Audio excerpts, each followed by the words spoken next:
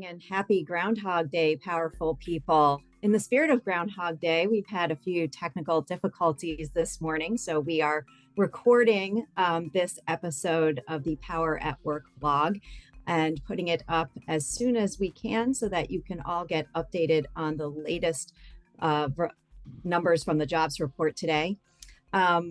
I wanted to welcome you to this Workers by the Numbers blogcast presented by the Power at Work blog.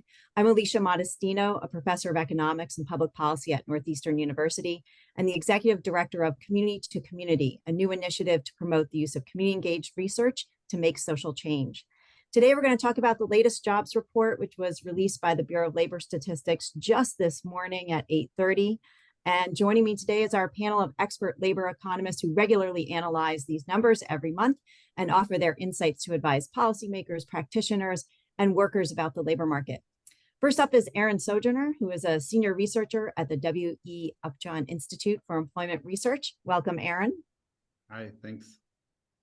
Second, founder and former host of the Power at Work blog, our own Seth Harris, distinguished professor of the practice at Northeastern University and affiliated faculty and senior fellow at the Burns Center for Social Change. Welcome back, Seth. Thanks, Alicia. It's good to be back, and I want to apologize to the members of the Teresa Ghilarducci fan club who tuned in expecting to see her, and they got me. I know it's a big disappointment, but I'll try to do the best I can. Yeah, you have some big shoes to fill there. Okay, well, thank you both for joining us today. It's a pleasure to have you. And let's do the numbers. So keep in mind that January is typically a big month for job losses, with seasonal workers being let go after the holidays, but that is not what we saw today. Instead, we got a whopping 353,000 jobs created in January, which was far above what economists were expecting, but actually similar to the gain of 333,000 jobs that we saw in December, which was also largely revised up compared to what the report was last month. So according to that, payroll employment increased by an average of about 255,000 per month in 2023, which is pretty strong job growth. In terms of industries, job gains occurred in professional and business services, healthcare, retail trade, and social assistance. Employment declined in the mining, quarrying, and oil and gas extraction industries.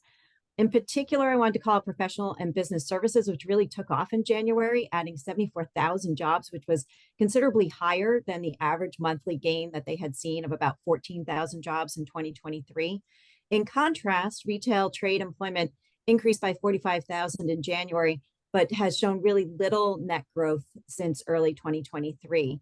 Over the month, really general merchandise retailers, so sort of your big box kinds of stores, added 24,000 jobs, but other places like electronics and appliance retailers actually lost 3,000 jobs. So again, we're seeing that unevenness, even in a super strong jobs report here. The unemployment rate held steady for a third straight month at 3.7% in January. Again, this is a tad higher maybe than it was a year ago, but it's still near its 50-year low by historical standards. First-time jobless claims increased slightly for the week that ended in January 27th. Continuing claims, though, grew slightly. That's the highest that they've been since mid-November of last year. So maybe the strong labor market is causing people to jump off the sidelines. We'll talk about that, I'm sure, a lot as we get into the numbers. Labor force participation rate, 62.5%, was unchanged in January. This is the rate at which people are out there looking for jobs and or working. The employment to population ratio was 60.2%. That was, again, little changed, and neither of these measures have really changed that much over the year. Earnings took off again for all employees on private non-farm payrolls, rose by 19 cents in January. Over the past 12 months, that means the average hourly earnings have increased by 4.5%. That's a bit of an acceleration from our previous annual growth rate of 4.1%. And just for comparison, if we look at what's happening with inflation, where are those wages going towards and how are they stacking up against price increases? I'll just note that inflation, according to the last report, was up 2.6% annually in December, closing out 2023 with a softer punch than what we had seen in the prior year. So really, last year we were seeing inflation around 5%, and now that rate is about cut in half. It's still above the Fed's 2% target rate, But even the core inflation rate, which is what they count on, even more so than the overall inflation rate, is coming down. So it looks like there's some wage gains that are happening against inflation. I'll just also note job openings rose unexpectedly in December, according to the latest data that's available. It's the highest level in 3 months, while fewer Americans are quitting their jobs. So maybe workers were getting a little bit more cautious. Maybe they found a good job match, even as labor demand remains really strong. Vacancies increased from 8.9 million in November to 9 million in December. And workers are voluntarily leaving their jobs at the lowest rate since the fall of 2020. So again, looks like everyone's found a chair in the musical chairs game here of the labor market. And perhaps, some of those wage gains are making those gains sticky. Last thing to note, productivity. U.S. worker productivity grew 3.2% in the fourth quarter, according to the BLS report that was released on Thursday. And while that's a little bit down from the 4.9% that we had seen in the third quarter, it's surpassed expectations, right? Expectations were around a 2% gain. And so that could be also fueling those wage increases, right? Because employers are feeling like they're getting more bang for their buck. Okay, so let's turn to our experts. I'm going to start with you, Aaron. Are this month's numbers good for workers, bad for workers, or are they a mixed bag? What are you seeing in this report? The remarkably strong report for workers. It's the almost 500,000 new jobs between this month and the last 2 months of revisions, and wage growth accelerating, job growth accelerating. I can keep going, but that's the top line. Yeah, it's I think we're a little speechless with this report, right? We're kind of scratching our heads a little bit like, how is this still happening? Seth, what are you seeing in this report? Good for workers, bad for workers, mixed bag? Yeah, I'm with Aaron. This is a fantastic report for workers. And it's a fantastic report because it reflects an economy that is a very worker-friendly economy. As Aaron said, there are lots and lots of jobs being created. Wages are increasing well above inflation. Now, I think we can safely say well above inflation. The economy is growing at a rapid rate. Workers are sharing in that growth, which is frequently not the case. And we're not seeing meaningful layoffs. There has been a somewhat of an increase in the number of layoffs, but not to a level that is of any concern at all or an indication that there's a recession or even a slowdown coming. There's one or two warning signs in the industry breakout of job growth. There's very, very good news with respect to healthcare and government. Those are the strike that we saw from the coalition of Kaiser Permanente unions and other unhappiness among workers in the healthcare industry is largely because, not entirely because, but largely because that industry is grossly understaffed. They have far too few workers for the kind of work that we're asking healthcare workers, doctors, nurses, CNAs, techs, others to do. The fact that healthcare employers are now hiring at seemingly an increasing rate is a very, very good thing. There are lots of jobs in that industry. Employers were hesitant to hire because frankly, they're trying to maximize either profits if they are for profit or returns if they're not for profit. This is a really good sign and for the health of the healthcare industry, for the health of patients, and also for the health of healthcare workers. I would say the same thing is true in government. It's only been true in the last couple of months that government employment has gotten back to its pre-pandemic levels. And that's a very, very bad thing for our society, that while the labor market is growing, a number of jobs is growing, while the economy has a lot of demands on it, government is not increasing its size in order to meet that demand. Let me also say, a big part of the story of the recent union members' union density report that BLS put out earlier, actually they put it out in January, was state and local governments.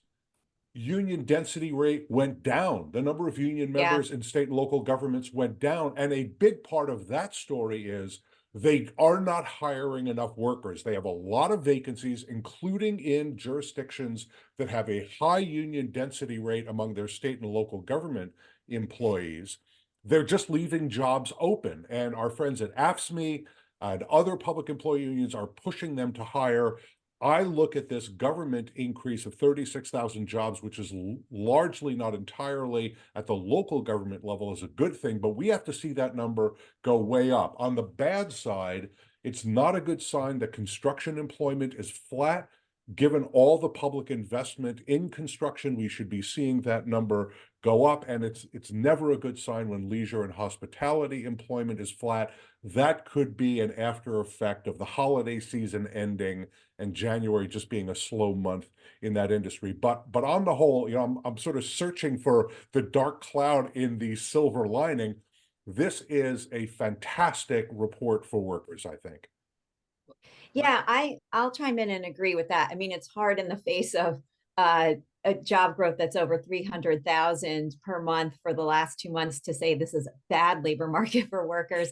I think the one thing I want to tease out is just we're still seeing a lot of that unevenness, right? And I think that's what's a little bit been plaguing this entire recovery. And some have described it as a relay race, across industries, even in sectors, right? So when we first came out of the pandemic, it was tech, it was warehousing, it was transportation, it was goods that were really taking off in terms of job growth. And then once we all were able to get out of our houses and stop ordering stuff on Amazon, and we can go enjoy life together again, then the baton got passed to those other sectors that are less reliant on interest rates and those kinds of investments, to things like hospitality and leisure and those kind of like high-end experiential kinds of things, going to hotels and taking trips and all of that.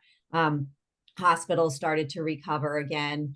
Again, there's been a lot of churn there, I think, as we've seen a lot of workers exit some of those industries, particularly healthcare, with retirements, even in the public sector, right? K through 12 teachers going again through that transition, where we had already seen that on the horizon with the baby boom generation being poised to retire, and the pandemic just really accelerated that. But now we're seeing those jobs pick up, and so I think that overall, when you look at the aggregate numbers, this looks like a booming, amazing economy. I think it's good for workers, but I do think in some sectors, if you're for instance, in like the information sector, it's not a great sector to be in right now. They actually are still down in terms of jobs compared to a peak in November of 2022.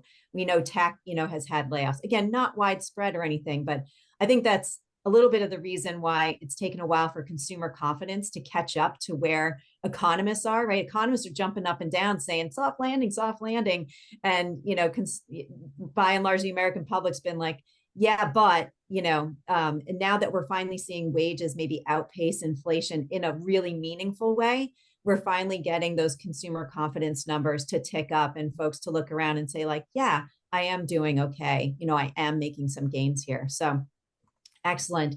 Okay, let's go beyond the headline numbers, right? There's already been a lot of chatter this morning.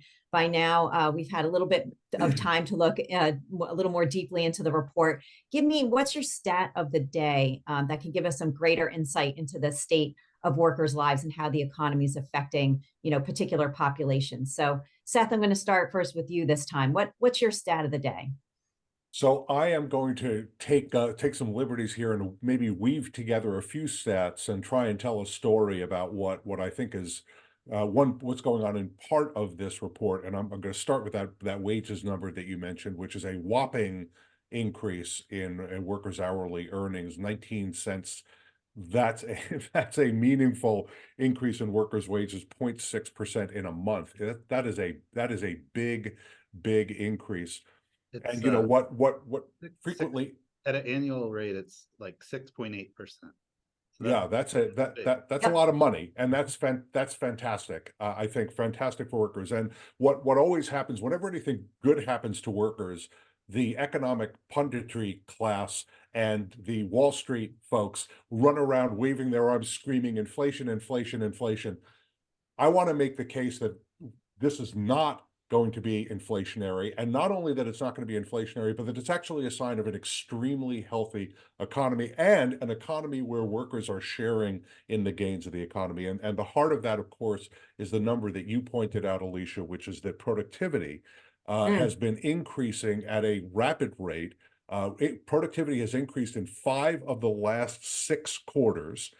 In the last 3 quarters, it has been above 3%. It was 3.2% in the fourth quarter of last year. It was 1.2% over the entirety of 2023. That is not what usually happens when you see rapid increases in employment, right? Frequently, what happens when you see rapid increases in employment is productivity goes down as new workers are integrated into the workplace. It takes people time to learn their jobs, to get trained up. It is slow. In fact, we often see dramatic increases in productivity when there's a big decline in employment because you have fewer workers who are struggling at the demand of their employers to keep production at the same levels that it was at when you had more workers doing the work. And that's what productivity measures, is output versus labor hours. So this is an uncommon thing, but what it tells you is that workers, through their immense hard work, are driving the growth that we're seeing in gross domestic product and the growth that we're seeing in their wages. When productivity increases, that means that workers are being paid more because they are producing more, not because they're just demanding wages and they shouldn't be getting it in this wage price spiral garbage that we hear about, which hasn't been true since the 1970s. They're being paid because they are doing more and they are worth it. They are worth every penny of it. And so it's not only is it not going to be inflationary, but I think it is a sign of worker power, that workers are able to demand a fairer share of that productivity increase, and employers have not been able to steal all of it for profits and to give it to Wall Street and to give it to their highest paid managers.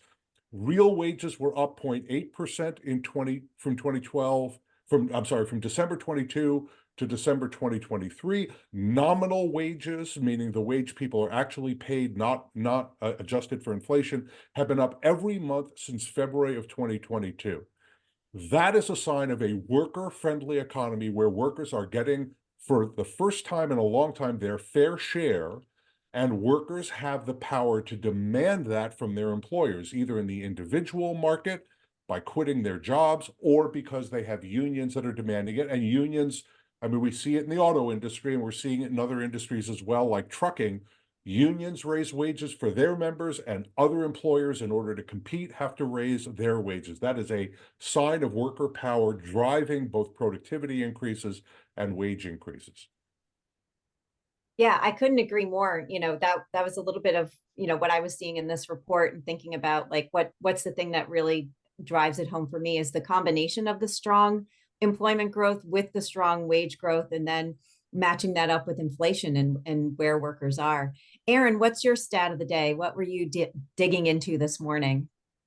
Yeah, I think the wage growth number is remarkable, and I'll tell you that the 3-month growth is about 5.4% compared to 1.8% for price growth. So that's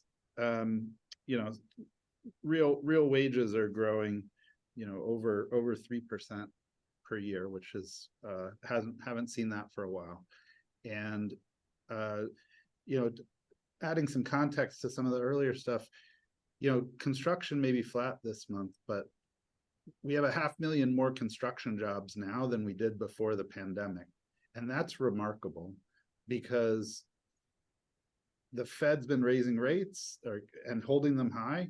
And usually you see construction is a very cyclical, very interest rate sensitive sector. You see employment come down pretty hard when that happens. And in fact, we've been defying that. And I think it's very much due to the public commitments that were made in 2021 and 2022 through the Bipartisan Infrastructure Act, the Inflation Reduction Act, the CHIPS and Science. Like, the public stepped up and said, we're going to be investing billions of dollars in America in roads, bridges, ports, grid, manufacturing plant, clean energy production. Come join us. Our public investments are going to make your private investments more profitable, and they're going to, they're going to reduce transportation costs, reduce electricity costs, increase broadband access. So just make the economy work better. And you're seeing a lot of employers and private sector capital investors, they're not pulling back. They're following that those incentives and putting forward a lot of new resources, investing in America. And one stat that I keep an eye on and is crazy is the amount of new money that's going into constructing manufacturing plants. We heard about a lot of bragging about a manufacturing boom in the prior administration. If you look at how much was spent on new construction of new plants, it went up a tiny bit. The bump that we're experiencing right now is 18 times bigger than that. Wow. Those manufacturing jobs haven't come online yet because they're still building, but it's pretty remarkable. It bodes well for the future. So I don't know.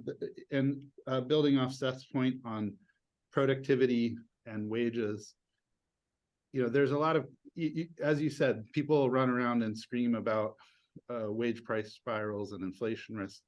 And we just went through a big inflation episode and people hate it. And I hate it, we all hate it. But I think inflation is back to the Fed's target. And over the last 6 months at a 6-month rate.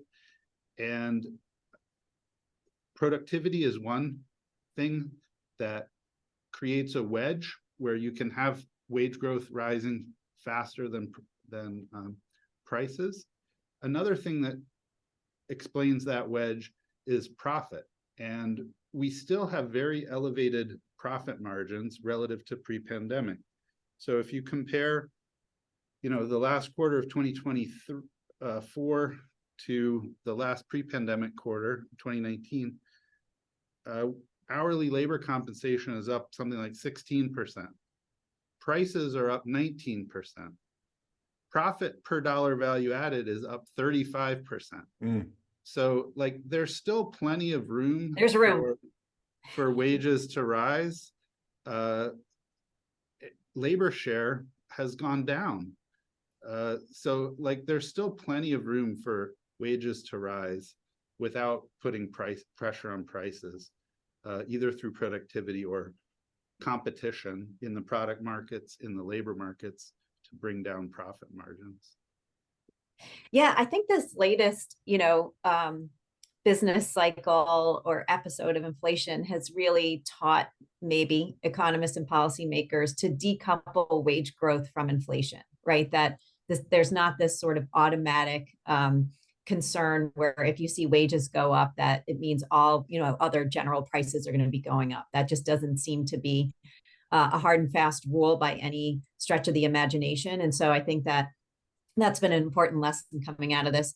I think in general, if consumers and households feel confident enough about their own personal financial situation and the economic outlook to be spending in a way that's still creating jobs and creating growth, then I think, we're going to get this soft landing and most Americans are going to feel pretty good about it, which is really remarkable. I think the one area where, we still see some inflationary pressures that are probably biting people where it hurts is in shelter. But even that, we're seeing some improvement on the shelter index. Even if you look at the Case-Shiller index, right, that's showing that home prices actually started to fall in November after 9 straight months of gains. So there's probably some good news on the horizon because that usually kind of precedes anything that we see in that shelter index. So, and even, prices, there's some unevenness there, right? Prices are going up in some places and down in others. But what I thought was kind of surprising is if you look at some places on the coast that are typically extremely unaffordable. We're seeing things like home prices falling in Seattle by 1.4%, falling in San Francisco by 1.3%. It's not falling everywhere. It's still up over the year, but we're starting to see some of those pressures get alleviated a little bit. Aaron, I saw you wanted to jump in. One of the big things that can ease shelter price inflation is expanding housing supply.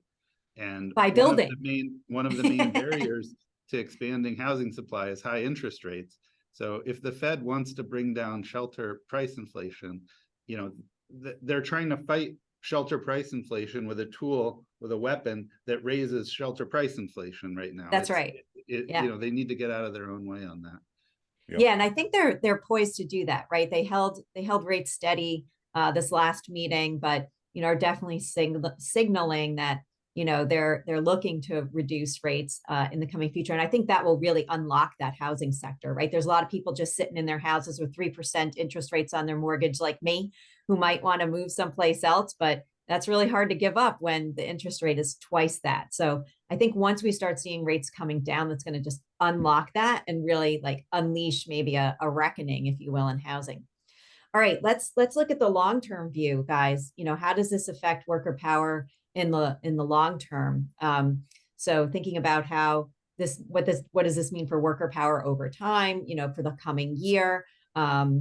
I'm going to start with you, Aaron. Tell us how you think, workers are going to be faring over this coming year of 2024. Janet Yellen she just gave a speech. She was pretty happy. She thinks that workers are going to be gaining ground and the middle class is going to be doing better. But what's your take? Yeah, I mean, I think I agree with that. I think we're on a really good path right now. I think, people can get into arguments about there's a lot of disagreements that happen unintentionally, sort of, where one person says, we're on a good path, and other people say, but we're not at a good place. And they don't put it that way, but there's a lot of debates that are not really engaged, or, that are just confusing screaming matches, because, we got to recognize we're not at the best place yet. We're not where we want to go, but we're on a really good path. We're on about the best path that you could imagine being on. And it's a path that we've been searching for decades, and we haven't really found in a reliable way. So it's exciting, and there are definitely risks ahead. There always could be something around the world that jumps out and blows things up, like a war breaks out or a pandemic or whatever. We've had those things, but and I guess another version of that is we've been in a place where workers have just unprecedented leverage 2 years ago, before the Fed started raising rates. And so workers had a moment of extreme bargaining power that we haven't seen, I don't know, maybe certainly in decades, many, many decades. And the Fed kind of turned down the heat, and the steam has eased a little bit. And so we've been seeing a little bit of weakening, but we're still at such a strong place.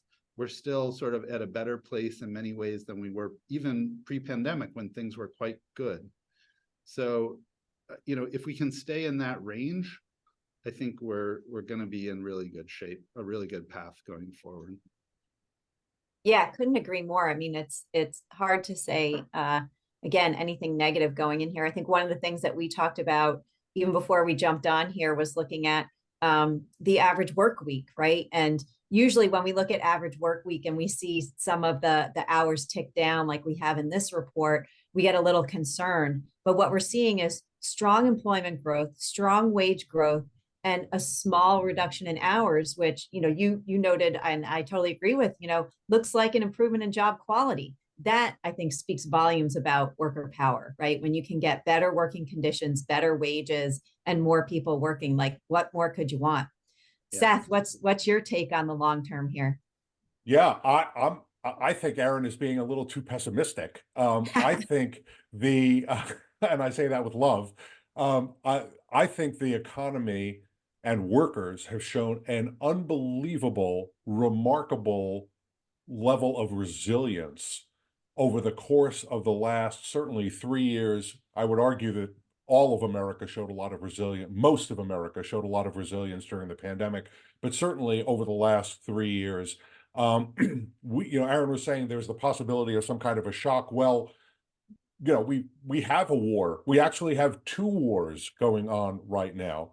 We have, the Houthis are sending drones aimed at all kinds of commercial shipping, including oil tankers that are trying to go through the Suez Canal and through other waterways in the Middle East. And that is seemingly having no effect, at least on the American economy. I'm not going to say it's not going to have any effect on the global economy. Chinese economic growth has slowed dramatically, and it's beginning to look like their economic management has just been disastrously bad. They have immense public debt. Their productivity is way down. They have a big public services crisis, particularly for older Chinese. That is not slowing the American economy down. It's very hard to see what possibly could be piled on top of this, other than the election of an autocratic president, that would do damage to this resilient economy, and in particular to worker power. Now, I'm with Aaron, particularly, absolutely on this. I'm with both of you on this.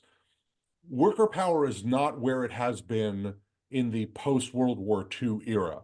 Union density is much lower than it has been really since the era before the National Labor Relations Act was enacted in the 1930s.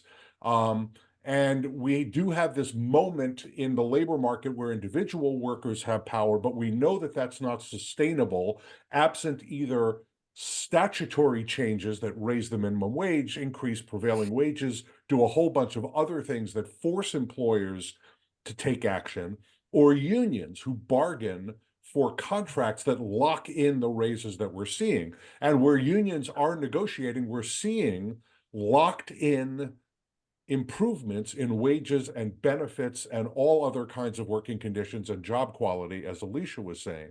So we do have this moment of real worker power, and I think we need to not sort of talk that out of existence. There are some folks, for example, who are looking at the quits number that Alicia referenced earlier in the blogcast. And the quits number is at its lowest level since essentially after the pandemic, its lowest level since January of 2021. And people are saying, oh my goodness, this is a sign that workers are afraid to quit their jobs because they're afraid they're not going to get another job. That's wrong, in my opinion. And I'm not really sure we know, but I'm going to offer an alternative perspective on this, consistent with what Alicia said earlier in the blogcast, because I think she's going to agree with this. I'm not going to put words in your mouth, but I think you're going to agree with this. First of all, quits are still at a level above pre-pandemic levels.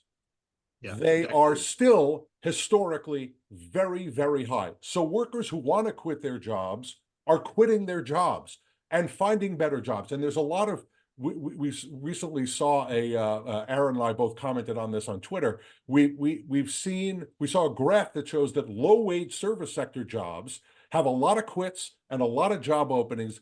High-wage service sector jobs and high-wage goods manufacturing jobs have low quits and low job openings. What that tells us is that workers are quitting bad jobs and getting good jobs. Well, the truth is that went on for a year and a half. So let's be open to the possibility that workers quit the crappy jobs and they move to the really good jobs and they're happy. It's not that they're afraid that they can't find another job. It's that they don't want to find another job. They've got a good quality job. They bid up their wages. They bid up their job quality, and now they're going to stay for a little while. And so they don't need to quit their jobs quite as much. I think a much better measure of worker power is something called the labor leverage ratio, produced by a young up-and-coming economist named Aaron Sojourner. And what he reminds us is that there are 2.1 layoffs for each, 2.1 quits for each layoff and discharge. So workers are still quitting at a much faster rate than employers are separating them, involuntarily separating them from the workforce. That is real worker power. Workers are making the decisions about where they're going to go, not employers. And one reasonable decision for them to make is, I got a good job, I'm going to stay where I am. And I think that's where we are in the economy right now. And that is a mark. By the way, that is part of the productivity story as well. The longer workers stay in their jobs, the higher productivity goes, the higher their wages go, because they're in a job where they're able to produce more and their employers are willing to pay them more. Yeah. Wouldn't it be great if we could talk about a productivity wage spiral going up, right? Rather than an inflation wage spiral that goes down. We're in a good cycle. I think that was really important for Aaron to say, the path that we're on is great. And, path dependency is a lot of the name of the game in terms of consumer confidence and inflation and productivity and all of those kinds of things that you mentioned. So in some ways, being on a great path is almost as good as, if not as good as, actually being, where you want to be, right? Because then you can get stagnant. So I think we've got a lot to look forward to. One of the things that I want is I want more. So I want to institutionalize, like you do, Seth, the gains that workers have made, right? Because we know it's not always going to be an upward climb here, that there's going to be times when we do hit a rough patch. And so I want to take this moment in time where we do have worker power, where we do have a strong economy, where employers, have a cushion in profits that they could put towards institutionalizing some of these things, whether it be in union contracts or raising the minimum wage. There is still unevenness in the labor market where there are crappy jobs and there are good jobs.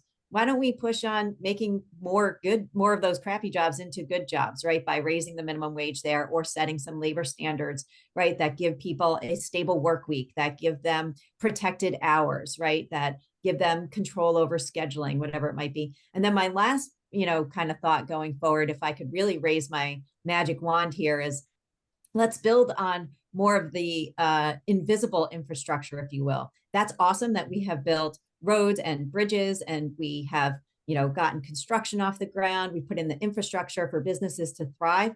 I want to put in the childcare infrastructure that's going to enable working families to survive, right? We are still cobbling together little bits and pieces of childcare. We still have a large deficit in terms of the number of slots that are there. A lot of people's wages are getting eaten up by childcare. And I think, now's a moment in time where, as a nation, we could decide to move forward and put that final piece of infrastructure in place. So that's where I'm going to leave you with, where, yes, I'm so happy where we are, but I'm going to ask for more. And why not? And I'm going to bring the conversation to a close right there. I want to thank today's guests, Seth and Aaron, for their expert insights and their continued excellent work. I also want to thank our producer, Joseph. And before you go, please subscribe to the Power at Work blog. I know Seth would be very cross with me because he's right here. So we can keep you posted on all the great content that we're producing. And thanks for watching. We will see you back on the blog again for the March numbers. Thank you. Good to see you guys.